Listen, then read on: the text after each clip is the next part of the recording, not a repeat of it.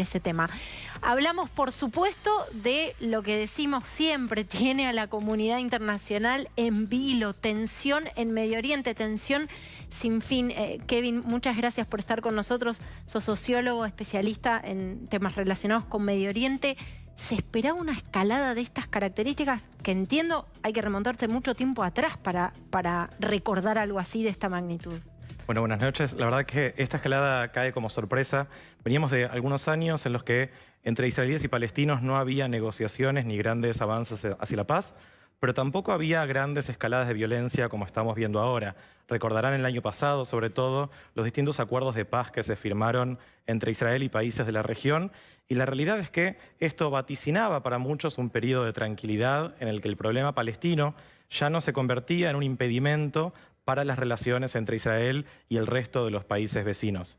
Esta situación de relativa calma se rompió en las últimas semanas, sobre todo en lo que se centra en la ciudad de Jerusalén, que siempre fue un foco central en el conflicto. Ahí hubo tensiones, particularmente en torno al desalojo de algunas familias palestinas de la zona oriental de la ciudad, que también se combinó con otros factores. El mes de Ramadán, que también suele ser un momento de disturbios y de estallidos de violencia. Demora la reunificación de la ciudad, donde marchan judíos israelíes de derecha por barrios musulmanes, por barrios árabes. Y todo esto se combinó, es de derecha por barrios musulmanes, por barrios árabes. Y todo esto se combinó y terminó en una represión importante en la mezquita de Al-Aqsa. Y esto, por supuesto, fue aprovechado por la agrupación Hamás, que gobierna de facto la Franja de Gaza, para comenzar este lanzamiento de cohetes que ya llegan a más de 2000, según la cifra oficial israelí. Bueno, es realmente impresionante, ¿no? Y impresionante también ver que esto no parece dar tregua en el sentido de que cuál sería la salida dialogada, ¿no? Porque el propio grupo Hamás, ¿no?, en su pacto fundacional de 1988, establece que no reconoce como válidos las instancias de las conferencias internacionales, como lo llaman en ese tratado, ¿no? Entonces, es realmente muy difícil el escenario. Absolutamente. Jamás no reconoce la existencia del Estado de Israel hasta hoy en día. En esto se diferencia del liderazgo oficial de la autoridad palestina, que está en Cisjordania, en la ciudad de Ramallah.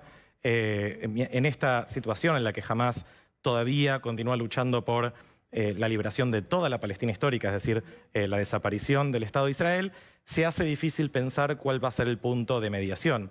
Sin embargo, hay actores regionales que pueden funcionar como mediadores. Se piensa, por ejemplo, en Qatar, que tiene excelentes relaciones con Hamás, posiblemente Egipto, que tiene un interés muy grande en que se normalice la situación en la Franja de Gaza, y también el nuevo gobierno estadounidense ya mandó a la región a un enviado especial para intentar mediar una tregua que quizás incluso podría llevar a negociaciones de carácter más permanente entre israelíes y palestinos.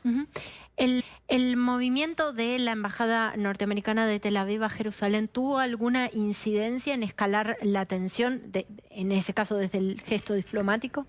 La decisión de mudar la embajada tiene que ver también con una serie de decisiones durante el gobierno de Trump de apoyar muy fuertemente la postura israelí en el conflicto. Está la cuestión de Jerusalén, pero también el reconocimiento de la soberanía israelí sobre los Altos del Golán, que es una zona en disputa, el apoyo a Israel en distintas instancias internacionales. Esto de alguna forma dejó a los palestinos en los márgenes de la política. También se cortó todo tipo de apoyo económico que ahora la administración Biden está restituyendo. Y creo que hay una conexión directa porque hubo años en los que los palestinos vieron que no había ningún tipo de avance hacia la concreción de un Estado para el pueblo palestino, y también llevó una deslegitimación muy importante en la política palestina. Esto que vemos ahora es una oportunidad que ve Hamás de aprovechar esta debilidad, debilidad fogoneada también por las decisiones de los últimos años, para tomar protagonismo en la calle palestina. Viendo esta situación de tensión, ellos salen a lanzar estos cohetes y decir: nosotros somos los defensores legítimos del pueblo palestino, somos los defensores de Jerusalén, ante este liderazgo palestino avejentado, excesivamente diplomático, y que no logró nada, tan solo consiguió humillaciones diplomáticas como la que se vio con la mudanza de la embajada. Sacando algunos otros grupos en la región que puedan apoyar a Hamás, ¿no queda bastante aislado y no ha perdido progresivamente solidaridad del bloque árabe? Sí, lo que vemos es una caída en la unidad que se veía hace décadas, en la que distintos países pensaban que la solución al problema palestino era condición necesaria para desarrollar vínculos plenos con Israel. Israel desde ese momento hasta ahora se convirtió en una potencia regional muy importante, con desarrollo económico, tecnológico. Hoy en día también todo el mundo ve el progreso que se hizo en Israel con respecto a la campaña de vacunación, donde básicamente tienen inmunidad de rebaño a nivel nacional. Y esto logró que Israel se posicione diplomáticamente de forma distinta y a un cierto aislamiento de parte de los palestinos. Así todo, sí se puede hablar de fuentes de apoyo regional importantes, entre ellas la República Islámica de Irán, que Israel está mirando muy de cerca como una amenaza existencial. Hoy leí una nota que hablaba de Hamás como el árbol e Irán como el bosque. ¿Están los intereses de Irán detrás? ¿Eso es lo que cree la administración de Israel? Sí. En Israel se hace una conexión directa entre Irán y Hamás. Irán no es la única fuente de apoyo.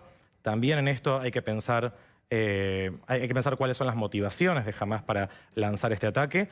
Y uno de estos factores es que Irán también apoya a otros grupos palestinos. Entonces es muy probable que este ataque tenga que ver con subir el perfil de Hamás y detener un poco el apoyo de Irán a otros grupos que también están disputándose la calle palestina, como la Yihad Islámica. Entonces, digamos, también tenemos que pensar en el contexto regional.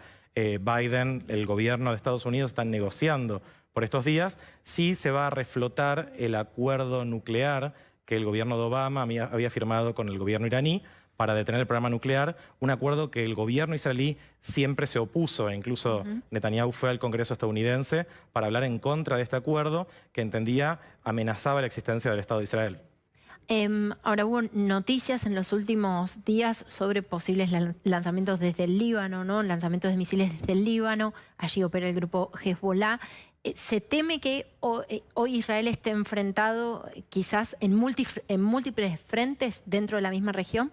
Ese sería un escenario absolutamente catastrófico.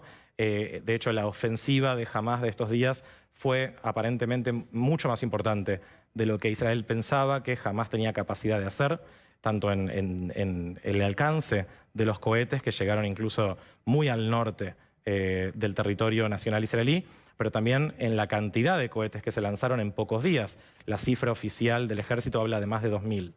Ahora, sabemos que Hezbollah tiene un arsenal mucho mayor al que Hamás tiene en la Franja de Gaza, por lo que un ataque del sur y del norte sería un escenario catastrófico. De todas formas, hasta ahora se habla de este lanzamiento desde el Líbano como un incidente aislado de algunos militantes y que ya fueron detenidos por la policía libanesa, que por supuesto quiere detener de cualquier forma un enfrentamiento con Israel que saben que perderían. Hemos visto en funcionamiento el famoso domo de hierro o la cúpula de hierro, pero es, digamos, no puede permanecer esta situación de alarma permanente en la región toda, ¿no? Digo, ¿cuál es la salida posible?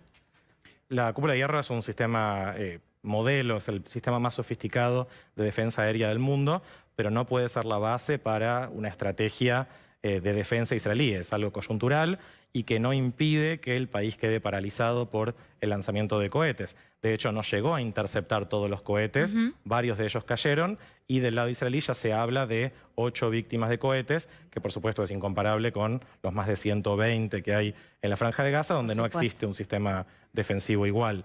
Pero evidentemente la tregua va a llegar mediante presión internacional y probablemente llegue cuando ambas partes puedan mostrar algún tipo de logro en esto, es decir, alguna mejora tal vez en la condición de vida de los habitantes de Gaza, pero también alguna garantía mayor por parte de Israel. Teóricamente ambas partes están comprometidas a una tregua, pero ahora el gobierno israelí dice que va a tener que ir hasta las últimas consecuencias para castigar a Hamás por el ataque realizado contra su territorio. Kevin Ari Levin, sociólogo especialista en Medio Oriente, muchas gracias por estar con nosotros. Muchas gracias a vos.